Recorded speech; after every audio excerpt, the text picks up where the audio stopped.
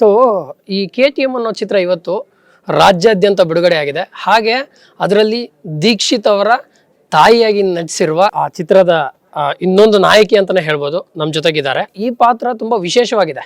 ಇದರಲ್ಲಿ ದೀಕ್ಷಿತ್ ಅವ್ರ ಜೊತೆ ನಟಿಸಿರುವಂತ ಪಾತ್ರ. ಹಾಗೆ ಅವರ ಅನುಭವದ ಬಗ್ಗೆ KTM ಚಿತ್ರದ ಬಗ್ಗೆ ಒಂದು ಸ್ವಲ್ಪ ಇನ್ಫಾರ್ಮೇಶನ್ ತಿಳ್ಕೊಳ್ಳೋಣ ಬನ್ನಿ. ಮ್ಯಾಮ್ ನಮಸ್ಕಾರ. ನಮಸ್ತೆ. ಮ್ಯಾಮ್ ಹೇಗಿದ್ದೀರಾ? ಆರಾಮ್. ಚಿತ್ರ ನೋಡಿ ಖುಷಿ ಆಗ್ಬಿಟ್ಟಿದೀವಿ. ಖುಷಿ ಆದ್ರಿ? ಹೌದು, ಖಂಡಿತ. ಸೊ ಆಡಿಯನ್ಸ್ ರೆಸ್ಪಾನ್ಸ್ ಹೆಂಗಿತ್ತು ಮೇಡಮ್? ತುಂಬಾ ಚೆನ್ನಾಗಿತ್ತು. ಎಲ್ಲರೂ ಕಣ್ಣರಳಿಸ್ತಾ ಇದ್ರು ಚೆನ್ನಾಗಿದೆ ಅಂತ. ಅಂಡ್ ಹೊರಗಡೆ ಬಂದಾಗ ಕ್ರೌಡ್ ನ ರಿಸೀವಿಂಗ್ ಇದು ಕೂಡ ತುಂಬಾ ಇಷ್ಟ ಆಯ್ತು. Everybody is liking it. ನಮಗೆ ಆ ಭಯ ಇತ್ತು, ಹೇಗಿದ್ಯೋ ಜನಕ್ಕೆ ಇಷ್ಟ ಆಗ್ಬೇಕು. ಫಸ್ಟ್ ಡೇ ಆಡಿಯನ್ಸ್ ಹೆಂಗೆ ರಿಸೀವ್ ಮಾಡ್ತಾರೆ ಸಿನಿಮಾನ, ಅದರ ಮೇಲೆ ಸಿನಿಮಾದ ಭವಿಷ್ಯ ನಿಂತಿದೆ. ನಿಧಾನಕ್ಕೆ ಹರಡಬೇಕು. ಇವಾಗ ನೀವು ದೀಕ್ಷಿತ್ ಅವ್ರ ತಾಯಿಯಾಗಿ ನೋಡಿದ್ದ ಅಥವಾ ಒಬ್ಬ ಆಡಿಯನ್ ಆಗಿ ನೋಡಿದ್ದ? ನಾನು ಯೂಶುವಲ್ ಸಿನಿಮಾ ಕೂತ್ಕೊಂಡಾಗ ಎಲ್ಲ ಸೈಲೆನ್ಸ್. ನಾನು ಖಾಲಿ ಸಿನಿಮಾ ನೋಡ್ತಾ ಇರ್ತೀನಿ, ಸಿನಿಮಾದಲ್ಲಿ ಕಳೆದು ಹೋಗ್ತೀನಿ ನಾನು. ದೀಕ್ಷಿತ್ ತಾಯಿಯಾಗಿಯೋ ಅಥವಾ ಅದರ ಪಾತ್ರಧಾರಿಯಾಗಿಯೋ ನಾನು ತುಂಬಾ ನ್ಯೂಟ್ರಲ್ ಆಗಿರ್ತೀನಿ. ಆದ್ರೆ ಸಿನಿಮಾ ಒಟ್ಟಾರೆಗೆ ಅನುಭವ ಹೇಗಿದೆ, ಆ ಒಟ್ಟಾರೆ ಅನುಭವದ ಬಗ್ಗೆ ಒಂಥರ ಒಳ್ಳೆ ಫೀಲಿಂಗ್ ಇದೆ ನಂಗೆ. ಹಾಗಾಗಿ ಇವಾಗ ಯೂಶುವಲಿ ಒಂದ್ ತಾಯಿ ಕ್ಯಾರೆಕ್ಟರ್ ಅಂದ ತಕ್ಷಣ ಎಷ್ಟೋ ಜನ ಹಿಂಜರಿತಾರೆ. ಏನಿದು ತಾಯಿ ಕ್ಯಾರೆಕ್ಟರ್ ಬಂತು ಅಂದ್ರೆ ಎಲ್ಲರೂ ನನ್ನ ಚಿತ್ರಕ್ಕೆ ತಾಯಿ ಕ್ಯಾರೆಕ್ಟರ್ಗೆ ಕರೀತಾರೆ, ಮತ್ತೆ ಒಂದ್ ಬೇರೆ ಯಾವ್ದು ಕ್ಯಾರೆಕ್ಟರ್ ಸಿಗಲ್ಲ ನಂಗೆ ಅಂತ. ಕನ್ನಡದಲ್ಲಿ ಸಮಸ್ಯೆ ಇದೆ. ಹೆಣ್ಮಕ್ಳಿಗಾಗಿ ವಿಶೇಷವಾಗಿ ಪಾತ್ರಗಳನ್ನ ಬರೆಯಲ್ಲ. ಹೆಣ್ಮಕ್ಳ ದೃಷ್ಟಿಗಳು, ಹೆಣ್ಮಕ್ಳು ಕೂಡ ಈ ತರದ ಒಳ್ಳೆ ಪಾತ್ರಗಳನ್ನು ಮಾಡಬಲ್ಲರು. ಇಲ್ಲ, ನಮ್ ಸ್ವಲ್ಪ ಹೀರೋ ಓರಿಯೆಂಟೆಡ್, ಹೀರೋ ಸೆಂಟೆಡ್ ಸಿನಿಮಾಗಳಿರೋದ್ರಿಂದ ಅಲ್ಲಿ ಬರುವಂತ ತಾಯಿ ಪಾತ್ರಗಳು, ಕೆಲಸ ತಾಯಿ ಪಾತ್ರ ನೋಡಿದಾಗ ನಾನು ಎಲ್ಲಾನು ಒಪ್ಕೊಳ್ಳಲ್ಲ. ಓಹ್, ಈ ಪಾತ್ರದಲ್ಲಿ ಏನೋ ಒಂದು ಮಾಡೋಕೆ ಏನೋ ಕೆಲಸ ಇದೆ ನನಗೆ ಅಂದಾಗ ಮಾತ್ರ ಒಪ್ಕೋತೀನಿ. ಹಾಗಾಗಿ ತುಂಬಾ ಸಿನಿಮಾಗಳನ್ನ ಮಾಡಕ್ ಹೋಗಲ್ಲ ಆ ಕಾರಣಕ್ಕೆ. ಚೆನ್ನಾಗಿದ್ಯಾ, ಅದ್ರಲ್ಲಿ ಸ್ಟಫ್ ಇದೆ, ಫಸ್ಟ್ ನಂಗೆ ಮೇಡಮ್ ಒಂದು ಪಾತ್ರ ಇದೆ, ಪಾತ್ರದಲ್ಲಿ ಏನಿದೆ ಅಂತೀನಿ ನಾನು.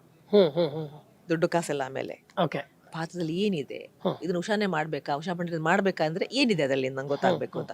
ಹಾಗಾಗಿ ಈ ಸಿನಿಮಾದಲ್ಲಿ ಆ ಸ್ಟಫ್ ಇತ್ತು. ಆ ಪೇನು, ಆ ಪ್ರೀತಿ, ಚೈಲ್ಡ್ಹುಡ್ ಇದು, ಆಮೇಲೆ ಬೆಳೀತಾ ಏನೆಲ್ಲ ಆಗುತ್ತೆ, ಅದ್ರ ಜೊತೆ ನಾವು ಹೆಂಗೆ ಟ್ರಾವೆಲ್ ಆಗ್ತೀವಿ, ಯಾವ ಮಟ್ಟಕ್ಕೆ ತಲುಪ್ತೀವಿ, ಇಟ್ಸ್ ಒಂಥರ ಕಂಪ್ಲೀಟ್ ಪ್ಯಾಕೇಜ್. ಒಂದು ತಾಯಿಯಾಗಿ ಕಂಪ್ಲೀಟ್ ಒಂದು ಸರ್ಕಲ್ಗೆ ಬರ್ತೀನಿ ನಾನು. ಹಾಗಾಗಿ ಆ ಪಾತ್ರ ತುಂಬಾ ಇಂಪಾರ್ಟೆಂಟ್. ಈ ಒಂದು KTM ಚಿತ್ರದ ಕಾಲ್ ಬಂದಿದ್ದು ಹೆಂಗೆ ಅಂತ ನಿಮ್ಗೆ? ಅರುಣ್ ಕೇಳಿದ್ರು, ಡೈರೆಕ್ಟ್ ಅರುಣೇ ಕಾಲ್ ಮಾಡಿದ್ದು. ಮಾಡ್ತೀರಾ, ಹೇಗೂ ನಿಮ್ಮ ಶಿಷ್ಯ ಮೇಜರ್ ರೋಲ್ ಮಾಡ್ತಿದ್ದಾರೆ. ದೀಕ್ಷಿತ್ ನನ್ನ ಕೂಸೋದು, ಅಷ್ಟು ವರ್ಷಗಳಿಂದ ನಾವು ನನ್ನ ಜೊತೆನೇ ಇದ್ದಾನೆ. ಅವನಿಗೆ ಐ ಹ್ಯಾವ್ ಟ್ರೈನ್ಡ್ ಹಿಮ್, ನೋಡಿದಾಗ I have trained him well. ಮತ್ತೆ ಈ ಸಿನಿಮಾ ಆಗುವ ಕಂಟಿನ್ಯೂಸ್ ಪ್ರತಿಯೊಂದು ಪಾತ್ರಕ್ಕೂ ಕೂಡ ನಾವು ಕೂತ್ಕೋತಿದ್ವಿ, ಡಿಸ್ಕಸ್ ಮಾಡ್ತಿದ್ವಿ. ಚೈಲ್ಡ್ಹುಡ್ನ ಬಾಡಿ ಲ್ಯಾಂಗ್ವೇಜ್ ಹೆಂಗಿರ್ಬೇಕು, ಕಾಲೇಜಲ್ಲಿ ಹೇಗಿರ್ಬೇಕು, ಎಲ್ಲವನ್ನು ಪ್ರತಿಯೊಂದು ಕಾಲದಲ್ಲಿ ಏನೆಲ್ಲಿ ಚೇಂಜ್ ಓವರ್ಗಳು ಬೇಕು ಅಂತ ನಾವು ತುಂಬ ಡಿಸ್ಕಸ್ ಮಾಡಿ is a very hard working kid. ದೀಕ್ಷಿತ್ನ ಈ ಸಿನಿಮಾದಲ್ಲಿ ಎಲ್ಲ ಕೋ ಆ್ಯಕ್ಟರ್ಸ್ಗಳ, ಸೀನಿಯರ್ ಆ್ಯಕ್ಟರ್ಸ್ಗಳ ಪಾತ್ರ ಒಂದು ಕಡೆ ಆದರೆ, ಆ 4 ಕಾಲಘಟ್ಟದಲ್ಲಿ ದೀಕ್ಷಿತ್ ಮಾಡಿರುವಂಥ ಅಭಿನಯ ಇದೆಯಲ್ಲ, ಅದು ನಿಜವಾಗ್ಲೂ ಕಮೆಂಡೇಬಲ್. ಅದನ್ನು ಕೂತ್ಕೊಂಡು ಇಲಾಬ್ರೇಟ್ ಆಗಿ ನೋಡ್ಬೇಕು. ಅದನ್ನೇ ನೋಡಿದಾಗ್ಲೂ ವಾವ್, ಎಷ್ಟು ಚೇಂಜ್ ಓವರ್ ಕೊಟ್ಟಿದ್ದಾನೆ ಅಂತ ಅನಿಸ್ಬಿಡುತ್ತೆ. ನೀವು ನೋಡಿದ್ದೀರಿ ಅನ್ಸುತ್ತೆ ಅಲ್ವಾ? ನಾವು ಸುಮ್ಮನೆ ಸಿನಿಮಾದ ಫ್ಲೋ ಜೊತೆ ಫಸ್ಟ್ ಟೈಮ್ ನೋಡಿದಾಗ ಸಿನಿಮಾದ ಫ್ಲೋ ಜೊತೆಲಿ ಹೋಗ್ತೀವಿ, ಕಥೆ ಜೊತೆಲಿ ಹೋಗ್ತೀವಿ. ಬಟ್ ಸೆಕೆಂಡ್ ಟೈಮ್ ನೋಡಿದಾಗ ಆ ಸಿನಿಮಾನ we have to watch him. And ಹೆಣ್ಮಕ್ಳು ಸಂಚನ ಇರ್ಬೋದು, ತುಂಬ ಗ್ಲಾಮರಸ್ ಅಂತಾನು ಯಾರು ಮಾಡಿಲ್ಲ, ಅತಿರೇಕ ಇಲ್ಲ, ಎಲ್ಲವೂ ಅಂಡರ್ ಕಂಟ್ರೋಲ್. ಮೇಕಪ್ಗಳು ತುಂಬ ಅದ್ರ ಬಗ್ಗೆ ತುಂಬ ಅತಿರೇಕದ ಏನೋ ಮಾಡೋದು, ಎಕ್ಸೆಪ್ಟ್ನ ಕೊನೆಯ ಒಂದು ಸೀನ್ ಬಿಟ್ಟರೆ ಬಹುಶಃ ನೀವು ನೋಡ್ದಂಗೆ ಇಲ್ಲ, ಡಿಗ್ಲಾಮರೈಸ್ ಆಗಿ ಎಲ್ಲರೂ ಮಾಡಿದ್ದಾರೆ. ಆ್ಯಂಡ್ ಎಲ್ಲರೂ ಬಹಳ ಚೆನ್ನಾಗಿ ಕಾಣಿಸ್ತಾರೆ ಡಿಗ್ಲಾಮರೈಸ್ಡ್ ಆಗಿ. ದೇ ಲುಕ್ ವೆರಿ ನ್ಯಾಚುರಲ್, ಸತ್ಯ ಅನ್ನಿಸ್ತಾರೆ ಅವ್ರು ನೋಡಿದಾಗ ಪಾತ್ರಗಳೆಲ್ಲ. ನಿಮ್ಮ ಮಧ್ಯೆ ಒಂದು ಹುಡುಗ ಬಹಳಷ್ಟು ಚೆನ್ನಾಗಿ ಓದುವಂಥ ಮಗು, ಒಂದು ಡೌನ್ಫಾಲ್ನಿಂದ, ಅದಕ್ಕೆ ಅದು ಪ್ರೀತಿ ಇರ್ಬೋದು, ಸ್ನೇಹ ಇರ್ಬೋದು, ಹವ್ಯಾಸಗಳಿರ್ಬೋದು, ಕೊನೆಗೆ ಯಾರಿಗೋಸ್ಕರ ಸ್ಯಾಕ್ರಿಫೈಸ್ ಮಾಡೋಕ್ಕೋಸ್ಕರ ತಾನು ಯಾವುದೋ ಒಂದು ಬಲೆಯಲ್ಲಿ ಸಿಕ್ಕಾಕೊಂಡಿರೋದಿರ್ಬೋದು, ಎಲ್ಲವೂ ನಮ್ಮ ಸುತ್ತಮುತ್ತ ಇರುವಂತ ಮಕ್ಕಳಲ್ಲಿ ಆಗುವಂಥದ್ದು. ಹಾಗಾಗಿ ದಯವಿಟ್ಟು ಸಿನಿಮಾನ ಎಲ್ಲ ಪೇರೆಂಟ್ಸ್ ನೋಡ್ಬೇಕು, ಯಂಗ್ಸ್ಟರ್ಸ್ ನೋಡ್ಬೇಕು. ಪ್ರೀತಿಯ ಈ ಬೇರೆ ಬೇರೆ ಮುಖಗಳು ಕಾಣಿಸುತ್ತವೆ ನಮ್ಗೆ ಅಲ್ಲಿ. ಒಂದೇ ಅಲ್ಲ, ಪ್ರೀತಿ ಅಂದ್ರೆ ಹುಡುಗ ಹುಡುಗಿ ಅಲ್ಲ, ಅದು ಇಟ್ಸ್ ಮೋರ್ ದನ್ ದ್ಯಾಟ್. ಹಾಗಾಗಿ ಆ ಎಲ್ಲ ಪ್ರೀತಿನ ಅನುಭವಿಸ್ಬೇಕು ಅಂದ್ರೆ KTMಗೆ ಬರಲೇಬೇಕು. Please enjoy that movie. ಅದ್ಭುತವಾಗಿದೆ. ಇಲ್ಲಿ ಪ್ರತಿ ಸಲ ಎಲ್ಲ ಇಮೋಷನ್ಸ್ನ ಕೊಡುತ್ತೆ ಅದು.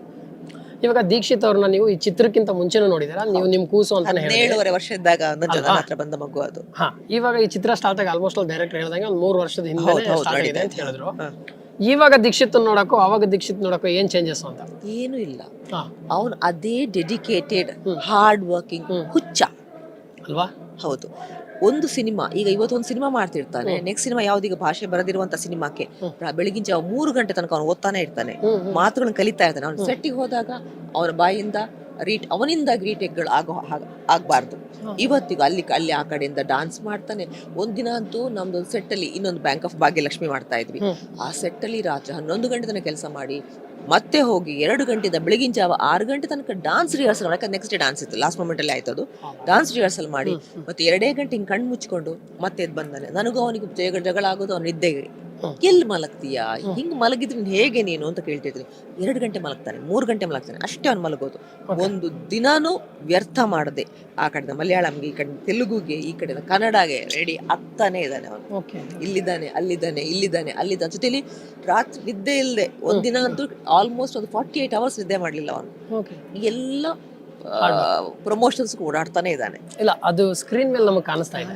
ನಾವು ಏನು ಲೈಕ್ ಸುಳ್ಳು ಹೇಳೋದೇ ಬೇಡ. ನೀವು ಅದೇನಂತಾರೆ ಉತ್ಪ್ರೇಕ್ಷ ಅಲ್ಲ ನೀವು ಹೇಳ್ತಿರೋದು, ಯಾಕಂದ್ರೆ ಸ್ಕ್ರೀನ್ ಮೇಲೆ ನನಗೆ ನಾನು ಯಾವಾಗ ಹೇಳ್ತೀನಿ ನೀವು ಹೇಳಿದಾಗೆ ಸ್ಕ್ರೀನ್ ಮೇಲೆನೆ ಕಾಣೋದು. ದಯವಿಟ್ಟು ಒಂದು ಸ್ಕ್ರೀನ್ ಮೇಲೆನೆ ನೋಡಿ ಆ ಸತ್ಯನ. ಅದನ್ನ ಮತ್ತೆ ಥಿಯೇಟರ್ ಅಲ್ಲೇ ನೋಡ್ಬೇಕು. ಹೌದು, ಆ ಸತ್ಯ ಥಿಯೇಟರ್ ಅಲ್ಲೇ ಬಿಟ್ಟು ಬೇರೆ ಕಡೆ ಎಲ್ಲಿ ನೋಡಿದ್ರು ಅದು ಎಂಜಾಯ್ ಮಾಡಕ್ಕಾಗಲ್ಲ. ಇಷ್ಟು ವರ್ಷ ಕಷ್ಟಪಟ್ಟು ಮಕ್ಕಳು ಕೆಲಸ ಮಾಡಿದಾಗ ಈ ಸಿನಿಮಾಗಳಿಂದಾಗಿ ದೀಕ್ಷಿತ್ ಕೆಲಸ ಸಿಗ್ಬೇಕಾಗಿದ್ಯಾ? ನಾನು ಹೇಳ್ತೀನಿ ಇಲ್ಲ, ಆಲ್ರೆಡಿ ಅವ್ನ ಲೈನಪ್ ಅಲ್ಲಿ ಇದ್ದಾನೆ, ಸುಮಾರು ಸಿನಿಮಾಗಳು ಆಗ್ತಾ ಇದ್ದಾವೆ.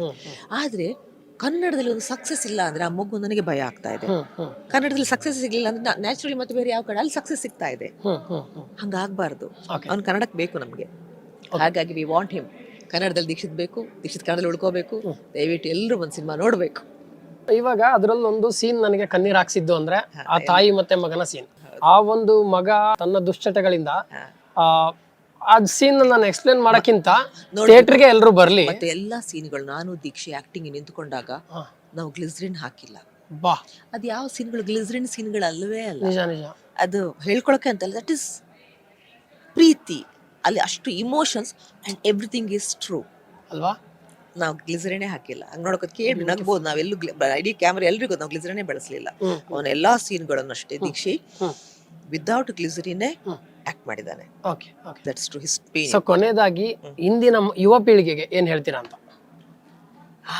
ಎಷ್ಟೋ ಜನ ಇಂಡಸ್ಟ್ರಿಗೆ ಬರಬೇಕು ಅಂತ ಆಸೆ ಪಡ್ತೀರಾ, ಅಂಥವ್ರಿಗೆ ದೀಕ್ಷಿತ್ ನಿಜವಾಗ್ಲೂ ಒಂದು ರೀತಿಯ ರೋಲ್ ಮಾಡೆಲ್ ಆಗಬೇಕು. ಆಗಿದ್ದಾನೆ. ಆದರೆ ಅಲ್ಲದೆ ಸಿನಿಮಾ ನೋಡೋಕೆ ಬರುವಂಥವರು ಅಂಥ ಪ್ರತಿಭೆಗಳು ನೀವು ಎನ್ಕರೇಜ್ ಮಾಡಬೇಕು. ಪ್ರತಿಯೊಬ್ಬರಲ್ಲೂ ಒಂದು ಆಸೆ ಇರುತ್ತೆ, ಕನಸಿರುತ್ತೆ, ನಾವು ಆ್ಯಕ್ಟರ್ ಆಗಬೇಕು ಅಥವಾ ಯಾವುದೊಂದು ಪ್ರೊಫೆಷನ್ಗೆ ಹೋಗಬೇಕು. ಇನ್ನು ಯಾವುದು ಸಾಫ್ಟ್ವೇರ್ ಇಂಜಿನಿಯರ್ ಇರ್ಬೋದು, IAS ಇರ್ಬೋದು, ಏನು ಬೇಕಾದ್ರೂ ಆಗ್ಬೋದು. ಬಟ್ ಅದನ್ನು ಫುಲ್ಫಿಲ್ ಮಾಡಬೇಕು ಅಂದರೆ ಹಾರ್ಡ್ ವರ್ಕ್ ಮಾತ್ರ ಸಾಧ್ಯ. That is the only thing ನಿಮ್ಮನ್ನು ಆ ಮಟ್ಟಕ್ಕೆ ಕರ್ಕೊಂಡು ಹೋಗೋಕ್ಕೆ ಸಾಧ್ಯ. So determination, dedication and discipline ಅದಷ್ಟೇ ನಮ್ಮನ್ನು ಜೀವನದಲ್ಲಿ ಮುಂದೆ ಕರ್ಕೊಂಡು ಹೋಗೋದು. Ma'am, thank you so much. ನಿಮ್ಮನ್ನ ಸ್ಕ್ರೀನ್ ಮೇಲೆ ನೋಡಿ ಅದಾದ್ಮೇಲೆ ಆ ಒಂದು ಆಕ್ಟಿಂಗ್ ನೋಡಿ ನಿಜವಾಗ್ಲೂ ನಾವು 4-5 ಸೀನಲ್ಲಿ ಹತ್ತಿರೋದಿದೆ. ಆಯ್ತಾ? ಸೊ ಇವನ್ ಎಲ್ಲರೂ ನಿಮ್ಗೆ ಹೇಳಿದಾರೆ ಅನ್ಕೊಂತೀನಿ, ನಾನು ಕೂಡ ಅದರಲ್ಲೊಬ್ಬ. ಆಡಿಯನ್ಸ್ಗೆ ಕಣ್ಣಲ್ಲಿ ನೀರು ಬರೋ ಥರ ಆಕ್ಟ್ ಮಾಡಿದ್ರ. ಕನ್ನಡ ಚಿತ್ರರಂಗದಲ್ಲಿ ಇನ್ನಷ್ಟು ಹೆಚ್ಚು ಚಿತ್ರಗಳು ನಿಮಗೆ ಸಿಗ್ಲಿ. ತಾಯಿ ಪಾತ್ರೆ ಅಷ್ಟೇ ಅಲ್ಲ, ಎಲ್ಲಾ ಪಾತ್ರಗಳಿಗೂ ನೀವು ನ್ಯಾಯ ಒದಗಿಸುವಂತಾಗ್ಲಿ, ತೆರೆ ಮೇಲೆ ಹಿಂಗೆ ರಾರಾಜಿಸ್ತಿರ್ಲಿ ಅಂತ ನಾನು ಕೇಳ್ಕೊತೀನಿ. Thank you Usha madam. Thank you so much. Thank you so much. Thank you ಎಲ್ರಿಗೂ. ಪ್ಲೀಸ್ ಥಿಯೇಟ್ರಿಗೆ ಬನ್ನಿ.